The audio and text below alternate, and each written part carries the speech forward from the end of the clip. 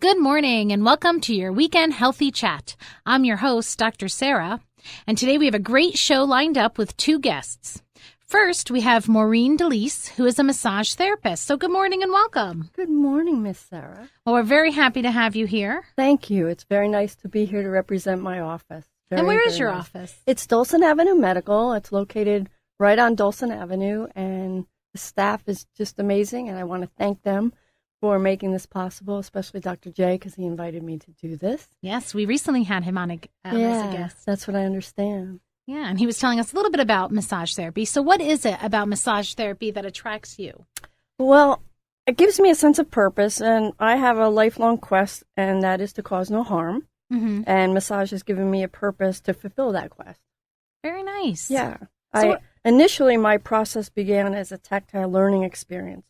As a young child, I would rub my mother's and my grandmother's feet, and I would watch the expressions on their face, and I realized that they liked it, and that pleased me. Mm-hmm. And as I grew, I wanted to get more academic about it. I love science, so that fulfilled that desire, and I wanted to learn how the systems in the body work, and I learned that. So it's been quite a journey, and the method of a therapeutic touch has a profound effect on the person's whole being. And though the human condition is resilient, it does get mixed up with the times, and people suffer, and it gives me an opportunity. To take care of that. I do. I try to get a clear and meaningful exchange for people. And for instance, the taboo and ignorance surrounding massage is alive and well in our culture. And it has become my mission to teach people about safe therapeutic touch. It's all about how the approach to touch is administered. It's very spiritual for me. And we are able to heal from most heavy experiences, whether it's emotional, physical, or mental trauma. Okay, that's great. Yeah, so what are some of the benefits of massage? There's lots. There's a few I will mention because there's more. I like to think of massage as relaxation. It helps reduce stress, helps you to sleep better. You can go into your delta waves, which is really important to get that deep sleep. And if you're a person that is inclined to get headaches, massage is really great for headaches because it increases blood flow, circulation, and I try to incorporate some exercises with that. And for lymph drainage release, it removes the toxins out of the body so more circular nutrients travel into proper nutrient zones, and eases pain, of course. 8 out of 10 Americans will experience this debilitating back pain, and massage helps people in pain feel better compared to people who didn't receive any massage treatment. So on that note, what are some of the medical conditions that massage therapy can alleviate or decrease the effects of major pain like cancer, neuropathies? Well, I have a couple of experiences with two of my private clients that have had recent exposure to cancer with brain tumors. And one of them has recovered beautifully. Great. And I've worked on him for the last 14, 15 years, and he's really coming along. The other one, who was diagnosed with a brain tumor 2 Januaries ago, he was doing beautifully. He had his first surgery then, and then he had another one last July. And after the chemo, he hasn't been doing so great, but it's very unfortunate. But in that interim, we really did practice massage and gave the benefit to help him have a quality of life. Yes, and that's what it's all about. And the other one that I was talking about, he was cleared to get massages. When I was working on him, I discovered that he had a blood clot in his right leg, and he got the proper treatment. He went right away to the doctor, and to me, that's like a blessing because it's all about life. Oh yeah, absolutely. Having a good life. Absolutely. Yeah. So why do you work for Dulcin Avenue Medical, and how does this place differ from other places you've worked? Well, I've worked in spas before, and they're great. They're really wonderful. But I kind of, because of my energy level, it's really high.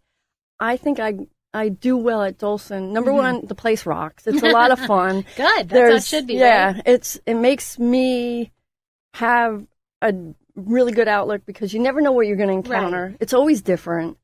Every day you experience something that you've been trained for, and it's not a run-of-the-mill type of treatment. It's a medical massage, which is a higher echelon of treatment, which is really cool. And it makes me feel like I'm using my brain, which I really like and appreciate. Of course. Yeah. Well, that's nice. Yeah. So how do you make the distinction of pressure for your clients? How do you know what works for one or the other? Interesting. A lot of people come in and they have this concept that, deep is going to be the answer. And a lot of the time, deep tissue massage is really invasive. And not to disrespect my patient. Exactly. Coming from my own personal experience. Yeah, And like I said, my goal is, it's to cause no pain, get things moving at an appropriate level. So I usually say, in fact, one of my patients came in on Saturday when I worked, and he said, "Oh, you can go hard on me." And I'm like, well, let me tell you, I would rather listen to the muscle instead of listening to you, because you don't know what you really need, and I don't know what you really need. So let the muscle tell me what you really need, and we'll go from there. And I never mean any disrespect to anybody when they say that to me, and I'm just like, let's figure this out in a timely fashion. And sometimes less is more. Right, absolutely. And that's the part of the massage a lot of folks don't really appreciate or understand. So it's my job to teach them. So for medical massages, are these something that happen every month? Is it every 2 weeks? Does it depend on the client? Oh, no. Our office is totally about medical. It's about injury care. It's about maintenance. Right. And I'd say probably 90% of our clientele is about recovering from some injury, a car accident, a fall, something along those lines. And they're pretty serious injuries. So our team is really amazing. You have everything from chiropractors, and they're phenomenal to watch and listen to.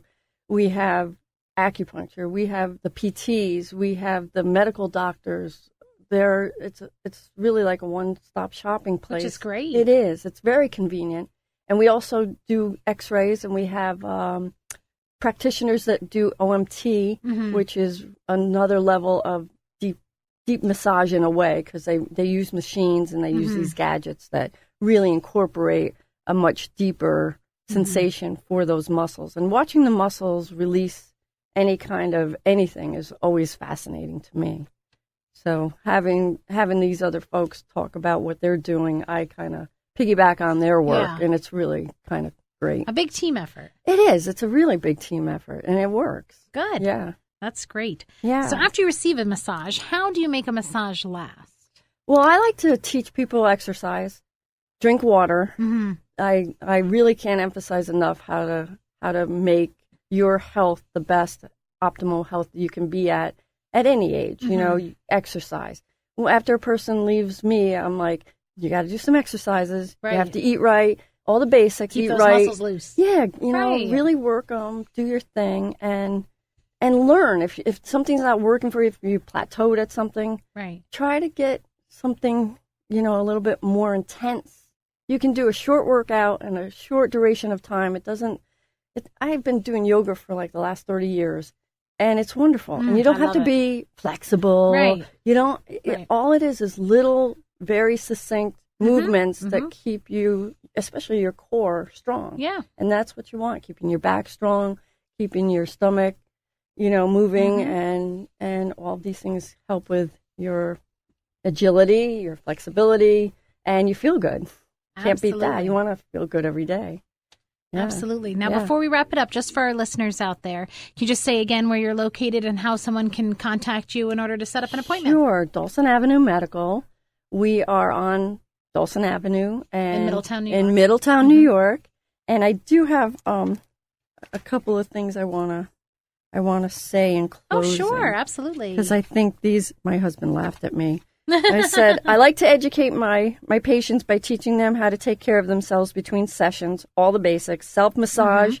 I try to teach one person, if they have diabetes, if they have things, there's, of course, another level of care that they need to take care of. Relaxation, meditation, silence. In our busy place, even though it's crazy busy, when you're getting a massage from me, I try to practice being quiet and still, Right. and make a little oasis for the time that we have together. And it's usually pretty brief, but it's very purposeful and it's very in-depth.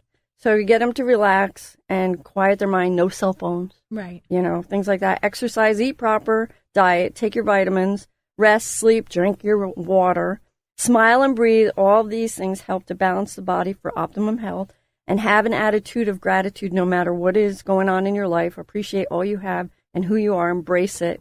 And take care while driving. Be mindful of defenseless animals living in the wild. They do not know traffic laws, and we have to coexist. Well, thank you so much for being with us Thank today. you. It We was really lovely. appreciate having you on the show. I really appreciate it. And the girls in the office, the girls at the desk and behind the scenes, you rock and you know who you are. And thank you, thank you, thank you. Well, great. And on that note, we'll be right back after this. Back. We're here with our second guest, Christy Bock, who's a registered dietitian and has been on this show multiple times in the past, so we always enjoy having her. Welcome back. Hi, Dr. Sarah. Well, it's great to be here. I hope everybody's having a good start to 2014.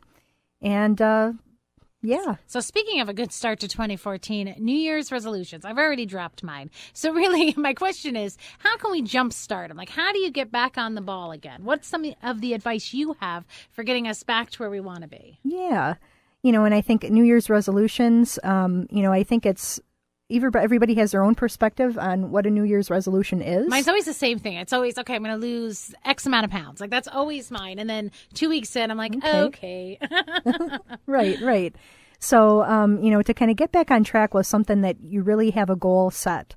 Also consider that this is something that's going to be with you forever and ever, so to speak. Right. Not crash diets, but actual lifestyle change. So Dr. Sarah, you mentioned the word diet and lifestyle change. And I think both of those words have a lot of connotations to them. So let me tell you my perspective. So in a clinical sense, when I see patients and we say the word diet, to me, all that really means is, what do you eat in a day's time? Right. Okay, but, for many of us, diet can also mean things like being on the Atkins diet, being on the low-carb diet, being on the South Beach diet. You name it, there's a diet for everything. Exactly. Right. And, for many of us, obviously, there's a lot of information on all of those diets so that we can follow along with them relatively well. However, what happens, like you said, in a couple weeks, in a couple months, it's not necessarily a lifestyle change. Because you have that short-term diet in your mind, which is more of a short-term than versus a lifestyle change, which is more of a long-term concept. Exactly. Because, yes, even some of those meal plans for the diets, quote unquote, give you, let's say, 30 days, a month's worth of plans, and then after a month, it kind of leaves you high and dry. Well, the lifestyle change is kind of accepting information about food and about health that you know is good for you, that you've spoken with your doctor or you've spoken with your dietitian about, and that's something that in time you develop a commitment to. You commit to always having some kind of a salad during the day. You commit to always cooking your foods in less fat and less salt. So over time, those lifestyle changes actually just become accepted, your regular diet. Yep, absolutely. Well, let's move on a little bit and talk about some buzzwords that I've been hearing go around. So antioxidants. So what are they exactly? So antioxidants are actually parts of our food that we discovered that are believed to protect our bodies against damage. Okay, so often we talk about how antioxidants protect our cells or our body against another word called free radicals. All right, and then free radicals cause the damage in our bodies that usually contribute to cancer, heart disease, and other diseases. And people were studied about the way they eat, and they found that people who ate a lot of fruit and vegetables high in antioxidants appeared to have less disease, or their diseases weren't as bad. So speaking of that, how can I get antioxidants into my diet? Like, what is good to eat? What do you suggest? Yes. So the first place we could start are foods that are high in fiber, which again we'll explain a little bit further, and also that they would be lower in saturated fat and cholesterol. And basically those food groups include fruits, vegetables, nuts, beans, or another word they kind of call beans or lentils is legumes. So what are some of the top fruit sources of antioxidants? Some of the best ones, and we're really in a good region for some of these here, are blueberries, blackberries, raspberries, strawberries, and cranberries. Great. And what are some of the top vegetable sources? And some of these as well are also in season at this time of year. Red cabbage, artichokes, red leaf lettuce, asparagus, and broccoli. Are potatoes antioxidants? And, surprisingly so, potatoes get a bad rap sometimes, I know. right? Everybody always says, get those carbs out of your Yeah, diet. Potatoes exactly. are bad. But that's not always the case. No, that's not actually, because the potato skins actually have a lot of antioxidants. So if you bake those potatoes nice and well, it's nice and soft, you can take that antioxidant right down. Good. So now what are some of the top nut and bean sources? And with those, walnuts, pistachios, pecans, hazelnuts, and almonds, as well as kidney beans, edamame, and lentils. I love edamame. It's Yeah, so edamame good. is so tasty. Oh, it really is. It really is. And it's such a good, dietary supplement to have in there. Mm-hmm. So tell us a little bit about, I know a lot of people say, oh, teas, antioxidant this, antioxidant that. Are teas a good source? Teas are also an excellent source. And, again, talking about this time of year, it's colder, we get a little cabin fever, it's hard to drink water and all that sort of thing. Teas are very rich in antioxidants, and their antioxidants, we put a name on it, and they're called polyphenols. So we're getting scientific, but you know what? Now you know. And those polyphenols also can protect against cancer and heart disease, hypertension, stroke, obesity, arthritis, so many things. So they're just wonderful. I really encourage everybody to pick up a warm cup of tea if you don't. And some of the best ones that you could choose are teas that are white tea, decaffeinated green tea, oolong tea. Now that is not one that I personally have too often, but I know some people really enjoy it. And also black tea, just regular good old Lipton tea is wonderful. That's good to know. Now, two of the things that I happen to love that I hear are antioxidants, dark chocolate and red wine. Now, tell me a little bit about that. Yes, and I mean, talk about it, because let me tell you, you can still have your cake and eat it too, right? So I to love speak. dark chocolate. So dark chocolate and red wine is also good because of the antioxidants they have. Just, keep in mind, take them in small amounts because they do have a lot of calories. But that's all right. I'd like to pretend they're calorie-free, though, to be honest. Exactly. Yeah. So in dark chocolate, what we're looking for is something that you're going to find on the label or on the packaging. It's going to have a percentage. It might say 55%, 70, 80%. And to get the most bang for your buck, you're looking for something that's 60% or more cocoa. Okay? And the higher the percentages, so even if you find something that says 80%, it's more likely that it's healthier for you because it has more stronger antioxidants. Now, what about red wine? And red wine is wonderful because that's something inside of the red wine is called tannins, which are also considered to help our good cholesterol. Absolutely. So, isn't that nice? I mean, the doctor says, hey, your cholesterol's high. We really got to watch it. And you're like, okay, I'll make sure I'll have my red wine then. That's great. And that is also something that we think the darker the color of the red, the better for your health it would be. It is a little difficult because some people have an acquired taste to more bitter wines. However, again, if it's a good compromise you can make, and you can still enjoy yourself every once in a while, getting a nice dark red is good. Cabernet, Merlot, Pinot Noir. There we go. That's one of my favorites. See? Very nice. Yep. And even to, obviously we don't want to promote alcohol for people that aren't drinkers. But that's okay because... But then you can eat dark chocolate. That's the... See, exactly. Dark chocolate. There you go. Yeah. So what are the other? So... Now, to change topic a little bit, I know it's, the winter time's here, it's cold season. What are some of the healthier foods and some of the ways to exercise now that you're stuck indoors? Like, what are some of the things you're recommending to patients? Yes. So, as far as the foods, a lot of times, too, soups can be a saver, a good health saver. Just start with a low sodium chicken, vegetable, or even beef broth for that matter. Chop up some vegetables or take a bag of frozen vegetables, put it in your soup, and then add your meat. Add a little bit of salt-free seasoning, Mrs. Dash, herbs, and let it cook. Even, too, having that on the side with most of your meals can really help make sure you're getting your veggies in during the winter. Absolutely.